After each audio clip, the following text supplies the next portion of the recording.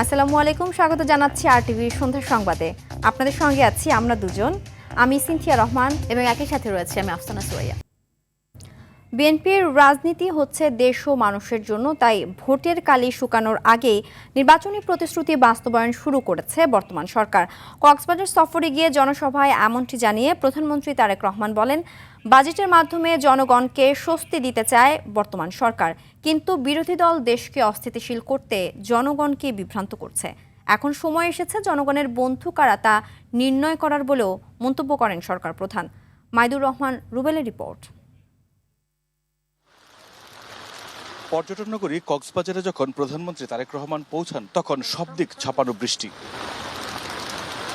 বিমানবন্দর থেকে প্রধানমন্ত্রী চকরিয়া উপজেলার পিএমখালী ইউনিয়নের পাতালি খাল পারে। এই খালের পুনর্খননের উদ্বোধন করেন তিনি। বাবা জিয়াউর রহমানের স্মৃতি বিজড়িত খাল পারে একটি গাছের চারা রোপণ করেন তারেক রহমান। প্রায় ৪৮ বছর আগে জিয়াউর রহমান এই অঞ্চলের কৃষি জমির চাষাবাদ বৃদ্ধি, সেচ সুবিধা এবং পানি নিষ্কাশনের উদ্দেশ্যে এই পাতালি খাল খনন করেছিলেন।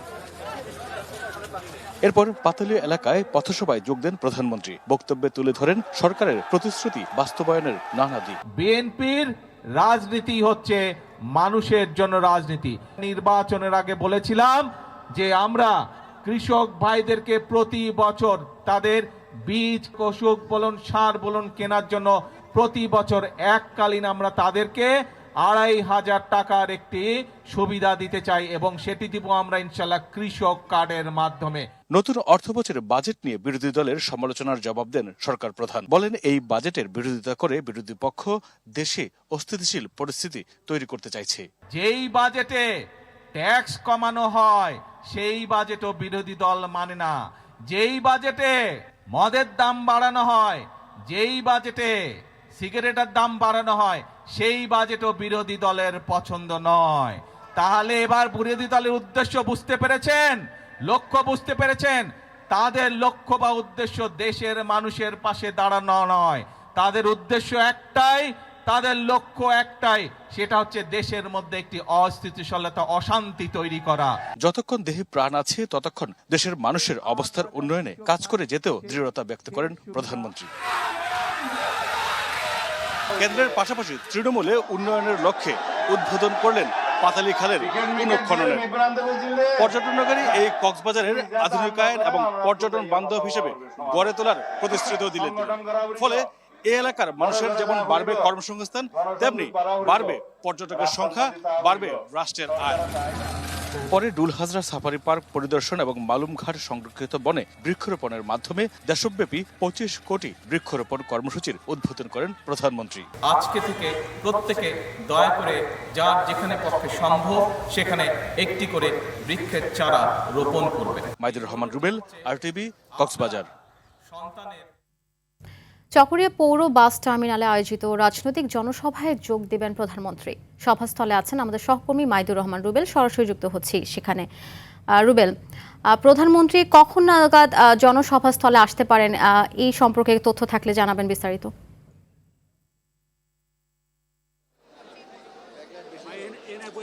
আফসানা, আমরা যতটুকু জানতে পেরেছি শহীদ ওয়াসিমের কবর জিয়ারত করে ইতিমধ্যে চকরিয়ায় যে মাঠটিতে সমাবেশ হওয়ার কথা রয়েছে সেই পথে রয়েছেন প্রধানমন্ত্রী তারেক রহমান এবং কিছুক্ষণের মধ্যেই হয়তো তিনি এই মাঠে এসে তার বক্তব্য দেবেন। এটি মূলত কক্সবাজারের সবচেয়ে বড় প্রোগ্রাম, কিন্তু আসলে দিনের আলো ফুরিয়ে গেছে, সন্ধ্যা নাগাদ তার এই সমাবেশটি করতে হচ্ছে।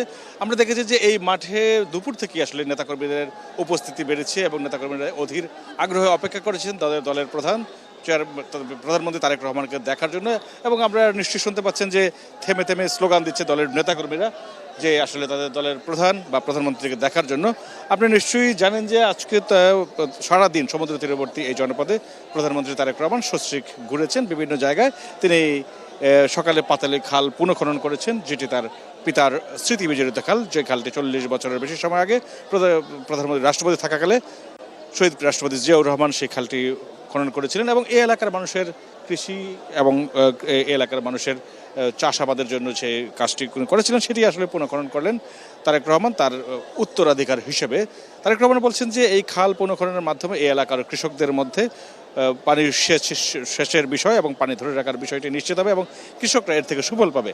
এবং সেই পাতালি খাল উদ্বোধনের পর মূলত আজকেই কক্সবাজারে 25 কোটি যে গাছ লাগানোর প্রতিশ্রুতি দিয়েছিল বিএনপি তারেক রহমান, সেটি বিএনপি সরকার ক্ষমতায় আসার পর সেই প্রতিশ্রুতি বাস্তবায়নের অংশ হিসেবে আজকে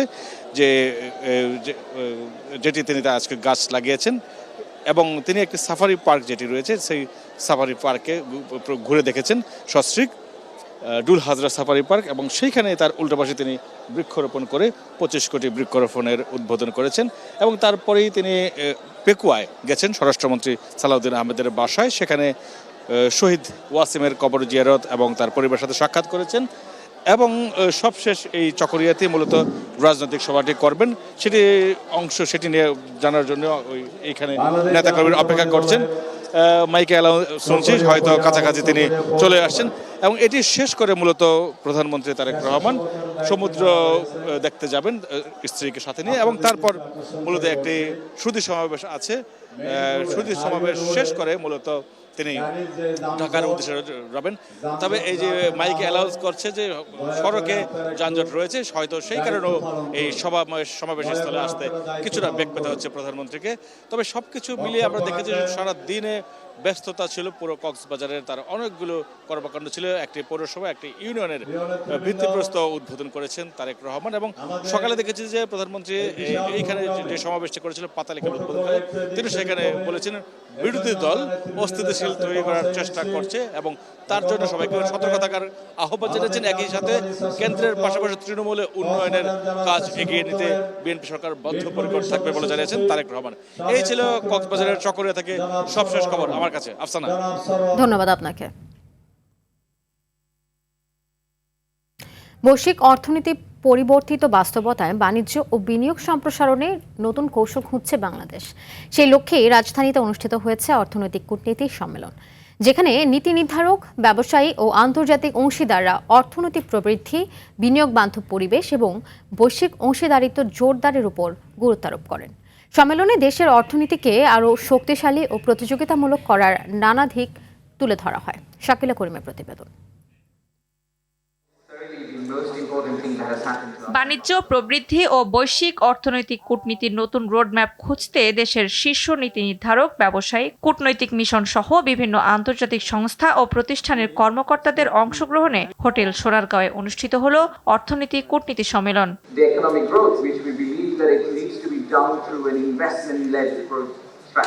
সম্মেলনে বৈশ্বিক জ্বালানি সংকট এবং জলবায়ু পরিবর্তনের মতো বিষয়গুলো তুলে ধরে এসবের মোকাবিলায় অর্থনীতিকে আরও শক্তিশালী করার কথা জানান পররাষ্ট্রমন্ত্রী। অর্থনৈতিক মন্দা, ক্রমবর্ধমান বাণিজ্য প্রতিবন্ধকতা, জলবায়ু ঝুঁকি এবং বিশ্ব বাণিজ্য ও বিনিয়োগের গতি প্রকৃতি পরিবর্তনের মধ্যেও বাংলাদেশের রপ্তানি বাজার ধরে রাখতে এবং সম্প্রসারিত করতে আরও কঠোর প্রতিযোগিতায় নামতে হবে।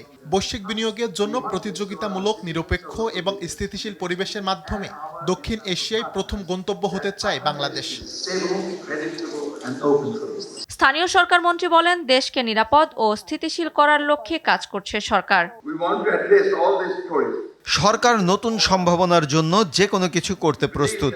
আমি আজ এখানে কোনো প্যানেল আলোচক হিসেবে আসিনি, বরং আমি এখানে এসেছি আমাদের মূল লক্ষ্যের প্রতি সরকারের প্রতিশ্রুতি ও ঐকান্তিকতা ব্যক্ত করতে। ব্যবসার পরিচালন ব্যয়ের পাশাপাশি আমলাতান্ত্রিক জটিলতা কমানোর আশ্বাস দেন অর্থ ও পরিকল্পনা মন্ত্রী। দেশের যে মানুষগুলো দীর্ঘকাল ধরে অর্থনৈতিক নীতির বাইরে ছিলেন, তাদের মূল স্রোতে আনা আমাদের কর্তব্য। আমরা সবসময় যে প্রতিশ্রুতি দিয়ে আসছি তা হলো কিভাবে আর্থিক অন্তর্ভুক্তিকে বাস্তবে রূপ দেওয়া যায়। বিনিয়োগকারীদের পাশে থাকার ঘোষণা দেন পররাষ্ট্র প্রতিমন্ত্রী ও প্রধানমন্ত্রীর পররাষ্ট্র বিষয়ক উপদেষ্টা। বাংলাদেশ এখন একটি নতুন যাত্রা শুরু করেছে। আমরা অর্থনীতিকে শক্তিশালী করতে চাই। এখানে বিনিয়োগের পরিবেশ তৈরি হয়েছে। পররাষ্ট্র মন্ত্রণালয় সবসময় বিনিয়োগকারীদের পাশে আছে। বাংলাদেশ ফার্স্ট মানে বাংলাদেশের স্বার্থ দেখা, সেটা অর্জন করা দ্বিপক্ষীয় বহুপক্ষীয় পক্ষের সাথে সম্পর্ক দৃঢ় করতে চাই, বাংলাদেশ যাতে বিনিয়োগ বান্ধব হয়। সরকারের সব কাজে স্বচ্ছতা ও জবাবদিহিতা নিশ্চিতের কথা জানান প্রধানমন্ত্রীর আরেক উপদেষ্টা মাহাদি আমিন। আর এনবিআর চেয়ারম্যান বলেন, দেশে বিনিয়োগ বাড়াতে কর ব্যবস্থাকে আরও জনবান্ধব করতে কাজ করছে বর্তমান সরকার। শাকিলা করিম, RTV, ঢাকা। কৃষিকে এগিয়ে নিতে শ্রেষ্ঠ কৃষক ও কৃষিবিদদের জাতীয় পুরস্কার প্রদানের উদ্যোগ নেওয়া হবে বলে মন্তব্য করেছেন স্থানীয় সরকার, পল্লী উন্নয়ন ও সমবায় মন্ত্রী মির্জা ফখরুল ইসলাম আলমগীর। বিকেলে বাংলাদেশ কৃষিবিদ ইনস্টিটিউশনের 22তম প্রতিষ্ঠাবার্ষিকীর অনুষ্ঠানে একথা বলেন তিনি। আর জুলাই থেকে 40,20,000 পরিবারের মাঝে ফ্যামিলি কার্ড এবং ব্যাপক আকারে কৃষক কার্ড প্রদান শুরু করার কথা জানান সমাজ কল্যাণ মন্ত্রী ডক্টর AZM জাহিদ হোসেন। এ সময় বিএনপির ভাইস চেয়ারম্যান শামসুজ্জামান দুদু, বিএনপি চেয়ারম্যানের উপদেষ্টা সৈয়দ মোয়াজ্জেম হোসেন আলাল সহ ডিপ্লোমা কৃষিবিদরা উপস্থিত ছিলেন। মিনিস্ট্রিতে যখন এসেছি, যখন আমাকে দায়িত্ব দিয়েছেন বেগম খালেদা জিয়া কৃষি প্রতিমন্ত্রী হয়ে এখানে আসার জন্য, তখন আপনাদের সঙ্গে আমার সরাসরি যোগাযোগ হয়েছে। রাজনৈতিকভাবে পলাশের সঙ্গে তো আগে থেকে যোগাযোগ ছিল। সরকার গঠনের পর শুধু রাষ্ট্র পরিচালনাই নয়, দলকে সময়োপযোগী আরও কার্যকর সংগঠনের রূপ দেওয়ার চ্যালেঞ্জও রয়েছে বিএনপির সামনে। সেই লক্ষ্য পূরণে 1 দশকের বেশি সময় পর অনুষ্ঠিত হতে যাচ্ছে দলের 7ম জাতীয় কাউন্সিল। দলটির কেন্দ্রীয় নেতারা বলছেন, কাউন্সিলকে ঘিরে প্রস্তুতি নিচ্ছে বিএনপি। দীর্ঘ প্রতীক্ষার পর এই কাউন্সিলে তৃণমূলের প্রত্যাশা পূরণ হবে বলেও জানান তারা। আরও জানাচ্ছেন শামীম চৌধুরী। দীর্ঘ 17 বছরের আন্দোলন, মামলা হামলা, কারাবরণ, নির্বাসন আর রাজনৈতিক প্রতিকূলতার পথ পেরিয়ে অবশেষে ক্ষমতার কেন্দ্রে ফিরে এসেছে বিএনপি। রাজপথের সংগ্রাম থেকে রাষ্ট্র পরিচালনার দায়িত্বে আসা দলটির জন্য গত কয়েক বছর ছিল ইতিহাসের এক কঠিন অধ্যায়। নির্বাচনী লড়াইয়ে নিরঙ্কুশ বিজয়ের মাধ্যমে নতুন অধ্যায়ের সূচনা হয়। তারেক রহমানের নেতৃত্বে সরকার গঠনের পর রাষ্ট্র পরিচালনার পাশাপাশি সামনে এসেছে আরেকটি বড় চ্যালেঞ্জ, দলকে নতুন বাস্তবতার সঙ্গে খাপ খাইয়ে সুসংগঠিত করা।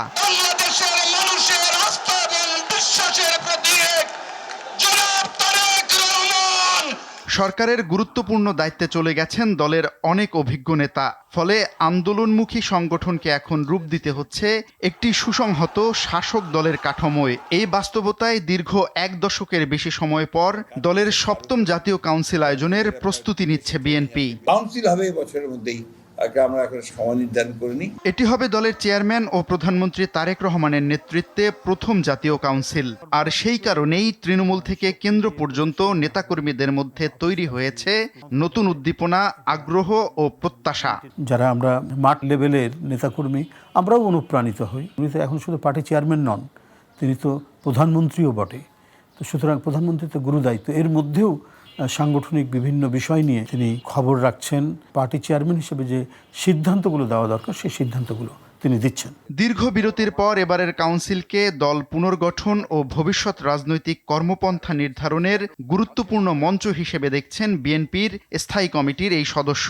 গত 17 বছর তো আমাদের বিএনপির নেতা কর্মীরা কিন্তু সেইভাবে অগ্রসর হইতে পারে নাই। আমরা ত্যাগীদের এবং যারা কাজ করেছে, দেখিয়েছে, যখন কাউন্সিল হবে তখন এই ধরনের নেতা কর্মীদেরকে এখানে মূল্যায়ন করা হবে এবং আমার বিশ্বাস যে দল আরও অগ্রসর হবে।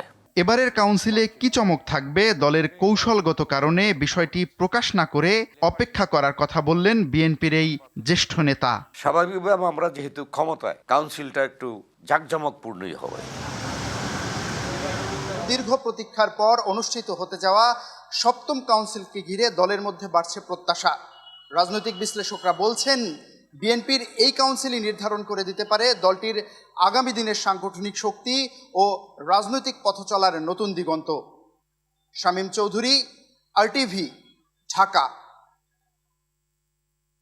অন্তর্বর্তী সরকারের মেয়াদে 2025 সালে বাংলাদেশের সবচেয়ে বেশি নারী ও শিশু ধর্ষণ ও নির্যাতনের ঘটনা ঘটেছে। একথা বললেন সমাজ কল্যাণ ও মহিলা ও শিশু বিষয়ক মন্ত্রী মোহাম্মদ জাহিদ হোসেন। নারী ও শিশুর প্রতি সহিংসতার বিরুদ্ধে রুখে দাঁড়াও এ বিষয়ে মহিলা পরিষদ আয়োজিত নাগরিক সংলাপে কথা বলেন তিনি। মন্ত্রী আরও বলেন, নারী ও শিশু নির্যাতন ও মাদকের ক্ষেত্রে বিএনপি সরকার জিরো টলারেন্স নীতি অবলম্বন করছে। গণস্বাক্ষরতা অভিযানের নির্বাহী পরিচালক রাশিদা কে চৌধুরী, মহিলা পরিষদের সভাপতি ফৌজিয়া মুসলিম সহ বিভিন্ন সংগঠনের প্রধানরা বক্তব্য রাখেন।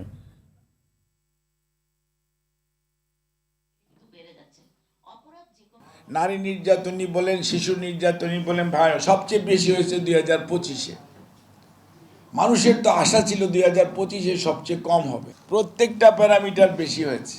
আইনকে যখন কেউ বাধাগ্রস্ত করেছে, আইনকে কেউ নিজের হাতে তুলে নেওয়ার চেষ্টা করেছে, তখন দুষ্কৃতিকারী যে দুষ্ট লোক, সে দুষ্ট কাজটা করাটাকেও সঠিক মনে করেছে। 26 সনে দেখবেন সব স্ট্যাটিস্টিক্স আবার লোয়ার ডাউন হওয়া শুরু করবে।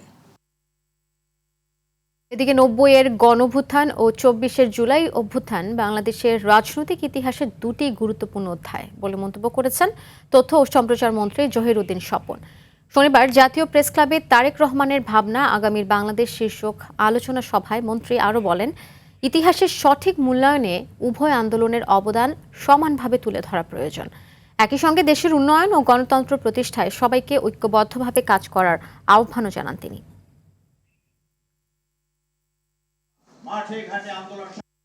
24-এর জুলাই অভ্যুত্থান বোঝে না।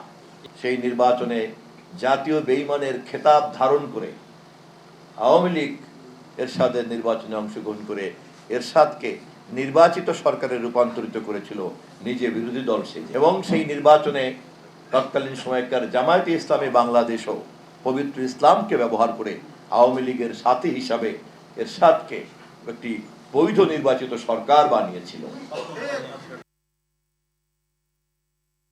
সমাজ ও রাষ্ট্রের উন্নয়নে সামাজিক সংগঠনগুলোর কার্যকর ভূমিকা প্রয়োজন বলে জানিয়েছেন জাতীয় সংসদের স্পিকার হাফিজউদ্দিন আহমদ। শনিবার সকালে রাজধানীর একটি হোটেলে সেবামূলক সংগঠন লায়ন্স ইন্টারন্যাশনালের 39তম বার্ষিক ডিস্ট্রিক্ট কনভেনশনের অনুষ্ঠানে তিনি এসব কথা বলেন। স্পিকার বলেন, রাষ্ট্রের উন্নয়নের জন্য রাষ্ট্র কাঠামোর পাশাপাশি সামাজিক সংগঠনগুলোর কাজ করা প্রয়োজন। সামাজিক দায়বদ্ধতার জায়গা থেকে লায়ন্স ইন্টারন্যাশনালের বিভিন্ন সেবামূলক কাজের প্রশংসা করে স্পিকার হাফিজউদ্দিন আহমদ সবাইকে এমনভাবে এগিয়ে আসার আহ্বান করেন।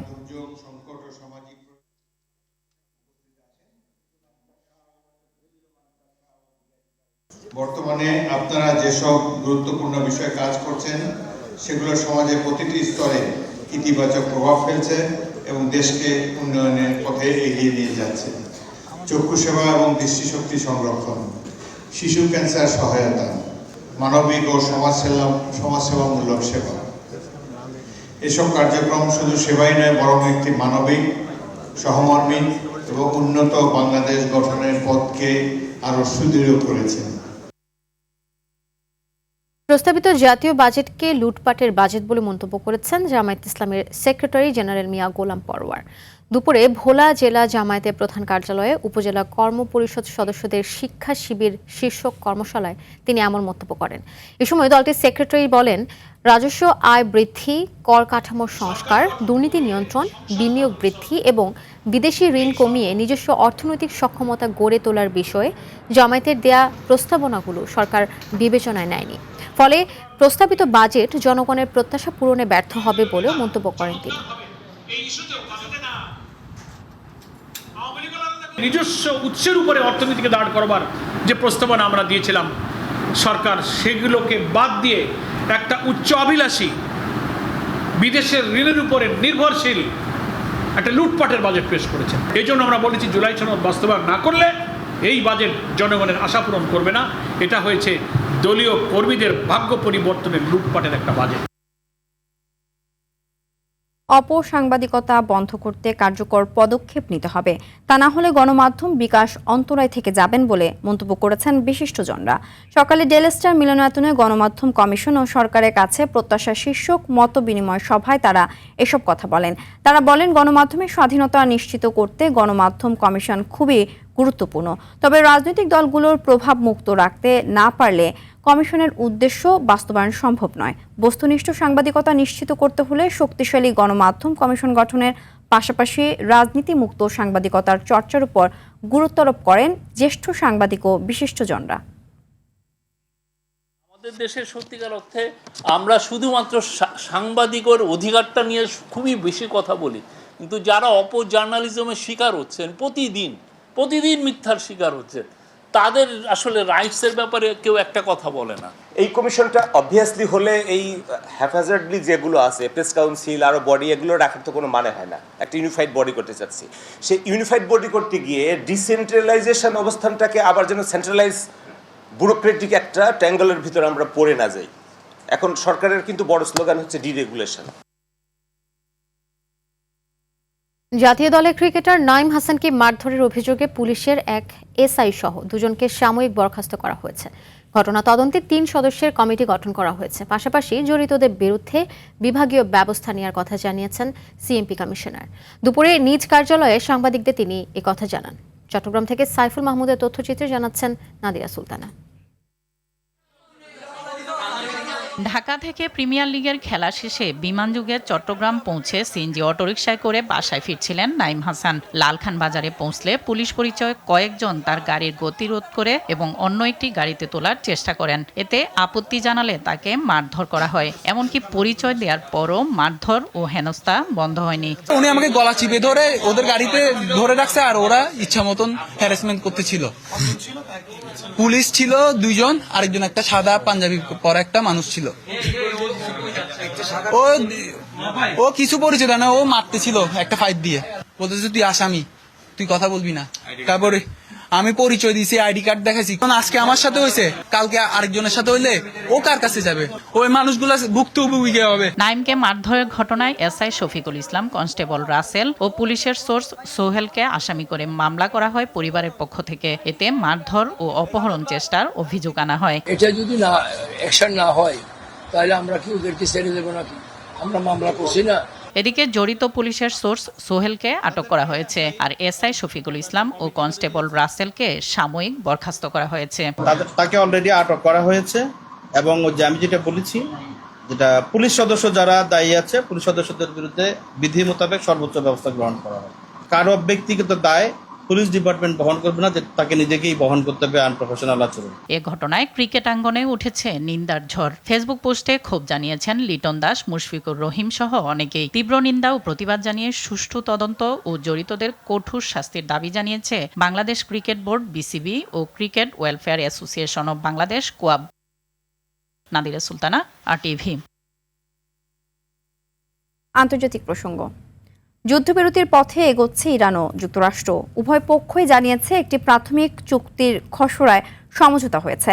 কয়েকদিনের মধ্যে তা স্বাক্ষরিত হতে পারে। তবে কূটনৈতিক অগ্রগতির মধ্যেও হরমুজ প্রণালীর কাছে নতুন সামরিক উত্তেজনা পরিস্থিতিতে অনিশ্চয়তা বাড়ছে। ইমতিয়াজ আহমেদের রিপোর্ট। যুক্তরাষ্ট্র ও ইরানের মধ্যে সম্ভাব্য শান্তি চুক্তি এখন আগের যে কোনো সময়ের চেয়ে কাছাকাছি। মার্কিন প্রশাসনের এক জ্যেষ্ঠ কর্মকর্তা জানান, উভয় পক্ষ একটি সমঝোতা স্মারকের খসড়ায় একমত হয়েছে এবং কয়েকদিনের মধ্যেই প্রাথমিক চুক্তি স্বাক্ষরের আশা করছে ওয়াশিংটন। ইরানের পররাষ্ট্রমন্ত্রী আব্বাস আরাকচি জানান, চুক্তির কিছু বিষয় এখনও পরিবর্তিত হতে পারে। তার দাবি, যুদ্ধের পর ইরান আরো শক্তিশালী অবস্থানে আছে এবং আলোচনায় সে বাস্তবতাই প্রতিফলিত হয়েছে। কূটনৈতিক অগ্রগতির খবরের মধ্যেই নতুন করে হরমুজ প্রণালীর কাছে উত্তেজনার খবর পাওয়া যাচ্ছে। যুক্তরাষ্ট্রের দাবি, বাণিজ্যিক জাহাজ চলাচলের জন্য হুমকি হয়ে ওঠা কয়েকটি ইরানি ড্রোন ভূপাতিত করেছে মার্কিন বাহিনী। মার্কিন সেন্ট্রাল কমান্ড সেন্টকম জানায়, প্রণালীটি বর্তমানে উন্মুক্ত আছে। খসড়া চুক্তি অনুযায়ী হরমুজ প্রণালী পুনরায় পুরোপুরি চালু হবে এবং ইরানের বন্দরগুলোর উপর আরোপিত মার্কিন নৌ অবরোধ প্রত্যাহার করা হবে। বিনিময়ে ধাপে ধাপে জব্দ করা ইরানের সম্পদের অর্থ ছাড় এবং তেল রপ্তানির উপর কিছু নিষেধাজ্ঞা শিথিল করতে পারে ওয়াশিংটন। চুক্তির গুরুত্বপূর্ণ একটি অংশ ইরানের পারমাণবিক কর্মসূচি। যুক্তরাষ্ট্র বলছে, পরবর্তী 60 দিনের আলোচনায় এ বিষয়ে সমাধান খোঁজা হবে। তবে ইউরেনিয়াম মজুত ও পারমাণবিক স্থাপনা নিয়ে দুই পক্ষের অবস্থানে এখনো স্পষ্ট মতপার্থক্য আছে। ইরান ও যুক্তরাষ্ট্রের সম্ভাব্য চুক্তি নিয়ে আপত্তি জানিয়েছে ইসরায়েল। প্রধানমন্ত্রী বেনিয়ামিন নেতানিয়াহু বলেন, এই সমঝোতার অংশ হবে না তার দেশ। লেবানন ও আঞ্চলিক নিরাপত্তা ইস্যুতেও যুক্তরাষ্ট্র ও ইসরায়েলের মধ্যে মতপার্থক্য রয়েছে। ইমতিয়াজ আহমেদ, RTV।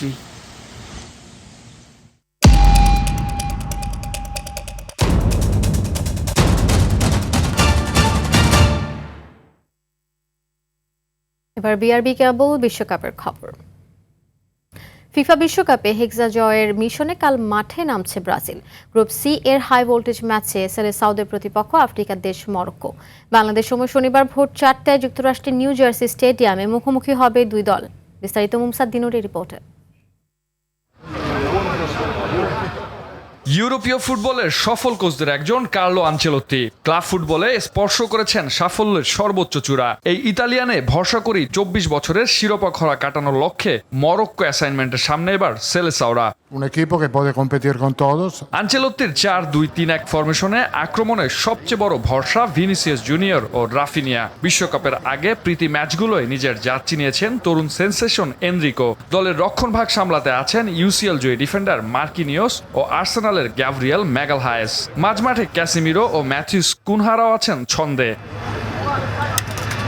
অন্যদিকে মাত্র 3 মাস আগে দায়িত্ব নেয়া নতুন কোচ মোহাম্মদ ওয়াহাবির মরক্কো আত্মবিশ্বাসে ভরপুর একটি দল। দলে রয়েছে ইউরোপিয়ান শীর্ষ লিগে খেলা এক ঝাঁক তারকা ফুটবলার। এছাড়াও নিজেদের শেষ 29 ম্যাচে অপরাজিত থেকে বিশ্ব রেকর্ড সঙ্গে নিয়েই সেলেসাওদের বিপক্ষে মাঠে নামছে অ্যাটলাস লায়ন্সরা।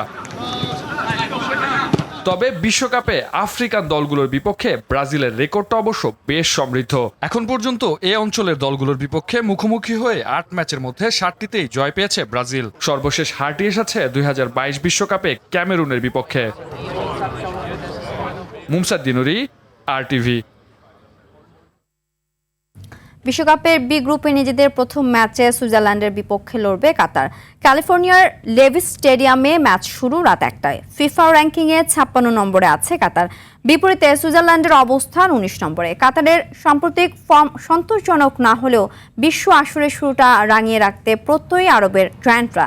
দু দলের একবারের মুখোমুখি দেখায় অবশ্য জয় নিয়ে মাঠ ছেড়েছিল কাতার। এদিকে সি গ্রুপে হাইতির প্রতিপক্ষ স্কটল্যান্ড।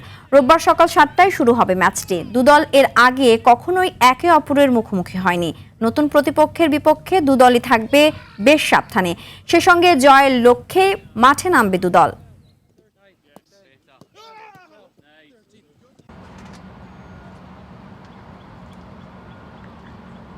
রাজধানীর মগবাজারের 8 দিন হাসপাতাল ছাড়তে শুরু করেছে রোগীরা।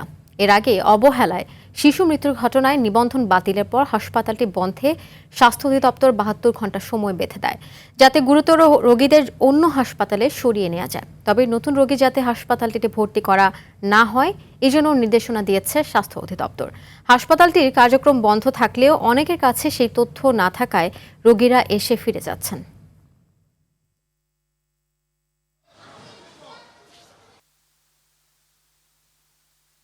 পেট ব্যথায় উঠতে পারতেছে না, বসতেও পারতেছি না। আসছি ডাক্তার দেখাইতে, তো ওরা দেখতেছে না। আমার অবগত নেই, অবগত হলে আসতাম না, তো হেয়ারিং করতাম না। সরকার যদি জনগণের ভালো চায়, নিরীহ মানুষের ভালো চায়, গরিব মানুষের ভালো চায়, তাহলে হসপিটালের দরকার। সারা দেশে গত 24 ঘন্টায় হামের উপসর্গ নিয়ে আরও 5 শিশুর মৃত্যু হয়েছে। এর মধ্যে ঢাকায় 3 জন, আর নতুন করে আক্রান্ত হয়েছে 796 জন। স্বাস্থ্য অধিদপ্তরের সর্বশেষ প্রতিবেদনে এ তথ্য জানানো হয়। স্বাস্থ্য অধিদপ্তরের তথ্য বলছে, গত 15 মার্চ থেকে হাম এবং হামের উপসর্গ নিয়ে এখন পর্যন্ত সারা দেশে 648 শিশুর মৃত্যু হয়েছে। এর মধ্যে হামে মৃত্যু হয়েছে 92 শিশুর, আর হামের উপসর্গ নিয়ে মারা গেছে 556 জন।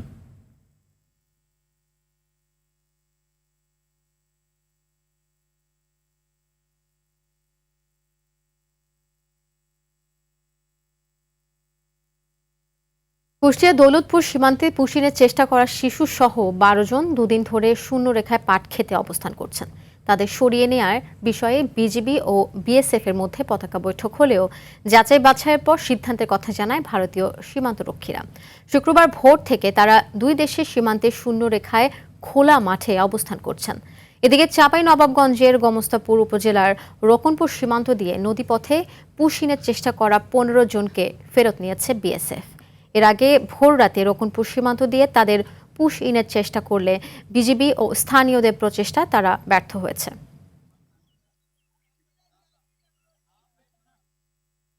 সিলেটে ন্যাশনাল লাইফ ইন্স্যুরেন্সের দাবি পরিশোধ, পুরস্কার বিতরণ, প্রশিক্ষণ ও উন্নয়ন সভা অনুষ্ঠিত হয়েছে। বিকেলে জেলার একটি হোটেলে সভার আয়োজন করে সিলেট এরিয়ার জিন্দাবাজার শাখা। এতে প্রধান অতিথি ছিলেন কোম্পানির প্রধান নির্বাহী কর্মকর্তা মোহাম্মদ কাজিমউদ্দিন। এছাড়াও বিশেষ অতিথি হিসেবে অংশ নেন প্রতিষ্ঠানের ভাইস প্রেসিডেন্ট মফিজুল ইসলাম। নিজের বক্তব্যের বীমাকে সর্বযুগের উৎকৃষ্ট সেবামূলক পেশা হিসেবে অভিহিত করেন কাজিমউদ্দিন। পাশাপাশি কোম্পানির সুনাম বৃদ্ধি করতে কর্মীদেরকে আরও গতিশীল ও উদ্যমী হওয়ার আহ্বান জানান তিনি। পরে গ্রাহকদের মাঝে বীমা দাবির চেক ও সফল বীমা কর্মীদের মাঝে পুরস্কার বিতরণ করেন।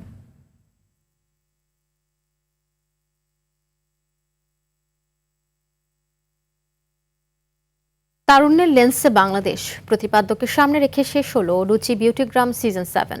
সারা দেশ থেকে জমা পড়া 12,000-এরও বেশি ছবি, ভিডিও ও গল্প থেকে চূড়ান্তভাবে নির্বাচিত হওয়া 52টি ছবি, 18টি ভিডিও ও 25টি গল্প নিয়ে 3 দিনব্যাপী প্রদর্শনী আয়োজন করা হয়। রাজধানীর গ্যালারি চিত্রকে এই আয়োজনের সমাপনী অনুষ্ঠানে বিজয়ীদের হাতে পুরস্কার তুলে দেন স্কয়ার ফুড অ্যান্ড বেভারেজ লিমিটেডের সিইও মোহাম্মদ পারভেজ সাইফুল ইসলাম ও বিভিন্ন ক্যাটাগরির বিচারকবৃন্দ। অনুষ্ঠানে আরও উপস্থিত ছিলেন প্রতিষ্ঠানটির head of marketing Imtiaz Firoz এবং অন্যান্য ঊর্ধ্বতন কর্মকর্তারা। সমাপনী অনুষ্ঠানে বক্তারা বলেন, রুচি বিউটিগ্রামের এই আয়োজন দেশের তরুণ প্রজন্মকে ভ্রমণ ও সৃজনশীল কন্টেন্ট তৈরিতে উৎসাহিত করছে।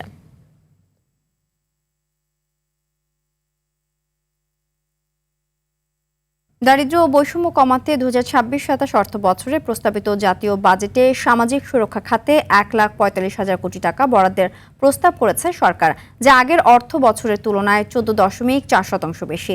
বিশ্লেষকদের মতে এটি স্বাধীনতার পর সামাজিক নিরাপত্তা কর্মসূচির অন্যতম বড় সম্প্রসারণ। বয়স্ক বিধবা, স্বামী নিগৃহীতা ভাতা অব্যাহত রাখার পাশাপাশি পরিবার ভিত্তিক সহায়তার জন্য ফ্যামিলি কার্ড, কৃষকদের নগদ প্রণোদনার জন্য কৃষক কার্ড এবং কর্মহীন শ্রমিকদের জন্য নতুন কর্মসূচি যুক্ত করা হচ্ছে। পাশাপাশি যুক্ত করা হচ্ছে ধর্মীয় প্রতিষ্ঠানের কর্মীদের সম্মানী সহ একাধিক নতুন কর্মসূচি।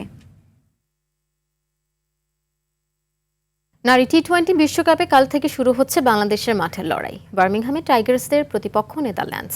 ম্যাচ শুরু বিকেল 3:30টায়। সাম্প্রতিক ফর্ম খুব একটা ভালো যাচ্ছে না বাংলাদেশের। নিজেদের শেষ 5 ম্যাচের 3টিতেই হেরেছে তারা, বিপরীতে জিতেছে 2 ম্যাচে। নেদারল্যান্ডসের সময়টাও ভালো যাচ্ছে না, শেষ 5 ম্যাচের 4টিতেই হেরে মানসিকভাবে কিছুটা পিছিয়ে তারা। নেদারল্যান্ডসের বিপক্ষে এর আগে 5 বারের হেড টু হেডে এগিয়ে বাংলাদেশ।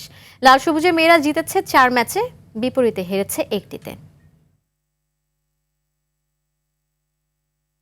অস্ট্রেলিয়ার বিপক্ষে সিরিজের তৃতীয় ও শেষ ওয়ানডেতে কাল মুখোমুখি হবে বাংলাদেশ। মিরপুর শেরেবাংলা স্টেডিয়ামে ম্যাচটি শুরু হবে সকাল 11টায়। প্রথম 2 ম্যাচে টানা জিতে প্রথমবারের মতো অস্ট্রেলিয়ার বিপক্ষে সিরিজ জয় এরই মধ্যে নিশ্চিত করেছে মিরাজ শান্তরা। এবার হোয়াইট ওয়াশের লক্ষ্য নিয়ে মাঠে নামবে টাইগাররা। অপরদিকে অজিদের টার্গেট অন্তত শেষ ম্যাচ জিতে মান বাঁচানো।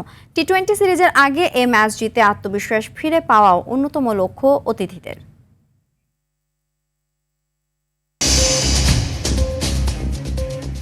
সন্ধ্যার সংবাদ এ পর্যন্তই। রাতের সংবাদ 11:15টায় দেখার আমন্ত্রণ রইল। ধন্যবাদ সবাইকে। ধন্যবাদ।